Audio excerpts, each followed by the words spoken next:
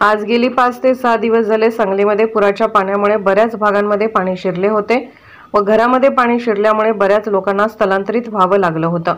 पुराच्या पहिल्या दिवसापासून प्रशासनाच्या खांद्याला खांदा लावून सांगलीमध्ये शिवसेना उपजिल्हाप्रमुख उमाकांत खारवेकर शिंदेगट यांच्या नेतृत्वाखाली मुख्यमंत्री एकनाथ शिंदे साहेब यांच्या आदेशाने व दोन्ही जिल्हाप्रमुख यांच्या सूचनेप्रमाणे शिवसेना पदाधिकारी अहोरात्र पूरबाधितांना स्थलांतरित करण्यापासून ते आज त्यांच्या घरी परतल्यानंतर त्यांना लागणाऱ्या सर्व मदती पुरवत आहेत।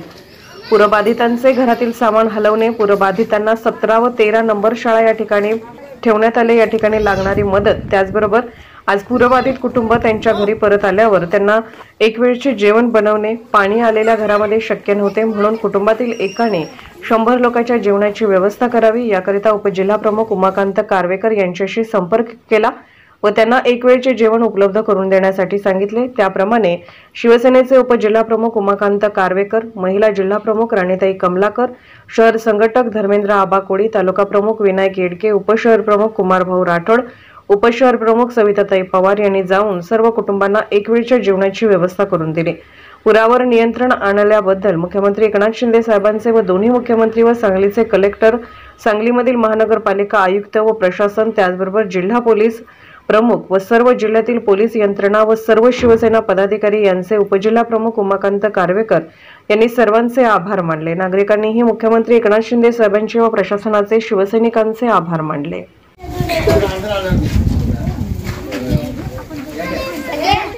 आमचे दोन्ही जिल्हा प्रमुख तुमच्या सोबत आहेत, आमच्या महिला जिल्हा प्रमुख तुमच्या सोबत आहेत, आम्ही सर्व टीम तुमच्या सोबत आहे। आमची शिवसेनेची सगळी जिल्ह्यातली टीम फुलाच्या पाकळी पद्धतीने आम्ही तुम्हाला सहकार्य केलेलं आहे। आणि काय लागलं तर सांगा। तुम्हाला महानगरपालिकेनं स्वच्छता महानगरपालिकेने व्यवस्थित केलेलं आहे।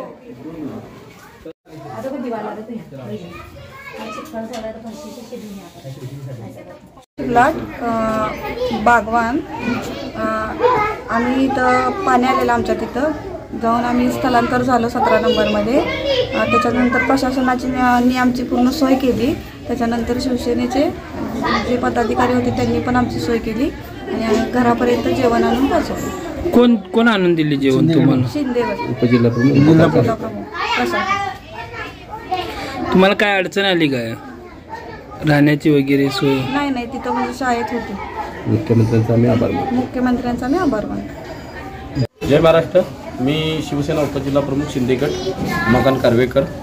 आज 4 दिवस झाले आज सांगलीमध्ये पूर आला होता आणि त्या पुराच्या माध्यमातून पूर आल्यामुळे आज या सूर्यवंशी प्लॉटमध्ये गेली 4 दिवस झालं पाणी होतं। या पाण्यामध्ये बरीच घरं पाण्यात आल्यामुळे बाधित झाली होती। तिथल्या लोकांचं स्थलांतरित 17 नंबर शाळेमध्ये करण्यात आलं होतं। स्थलांतरित करण्यापासून आज प्रशासनाच्या खांद्याला खांदा लावून शिवसेना शिंदे गटाचे सर्व पदाधिकारी माझ्या नेतृत्वाखाली आणि जिल्हाप्रमुखांच्या आदेशाने आणि मुख्यमंत्र्यांच्या आदेशाने पूर्णपणे त्यांना स्थलांतरित करण्यापासून सोय करण्यापासून ते 17 नंबर शाळेमध्ये त्यांना पूर्ण जी काही व्यवस्था प्रशासनाकडनं होतच होती, त्याचबरोबर आमच्याकडनंही त्यांच्याकडं बघण्याचं काम आणि त्यांची सोय करण्याचं काम चालू होतं। त्याचबरोबर आज ते 4 दिवसांनी आपल्या घरी आलेले आणि घरी आल्यानंतर लगेच काय त्यांच्या घरामध्ये धान्य साठा वगैरे उपलब्ध नव्हता, बाकीच्या काही गोष्टी उपलब्ध नव्हत्या। त्यांनी आमच्याशी संपर्क केला। त्यानंतर आमच्या सर्व शिष्टमंडळाने मी स्वतः आणि आमच्या महिला जिल्हाप्रमुख राणीताई कमलाकर असतील, आमचे शहर संघटक धर्मेंद्र आबा कोळी असतील, आमचे उपशहर प्रमुख कुमारभाऊ राठोड असतील, आमचे उपतालुका प्रमुख